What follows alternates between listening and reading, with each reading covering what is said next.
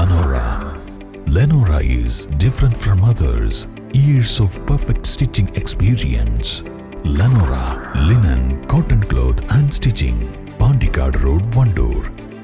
പോത്തുകൽ കുടുംബാരോഗ്യ കേന്ദ്രത്തിൽ ഭീഷണിയായി നിലനിന്നിരുന്ന മരങ്ങളും മരശിഖരങ്ങളും നീക്കം ചെയ്തു. Trauma care Pothukal station unit വളണ്ടിയർമാരുടെ നേതൃത്വത്തിലാണ് സേവന പ്രവൃത്തി നടത്തിയത്. ഗ്രാമപഞ്ചായത്ത് സെക്രട്ടറിയുടെ നിർദ്ദേശത്തെ തുടർന്നായിരുന്നു മരങ്ങൾ മുറിച്ചു മാറ്റിയത്. ആശുപത്രി കെട്ടിടത്തിനും ചികിത്സ തേടിയെത്തുന്നവർക്കുമെല്ലാം ഭീഷണിയായി നിന്നിരുന്ന മരങ്ങളാണ് മുറിച്ചു മാറ്റിയത്.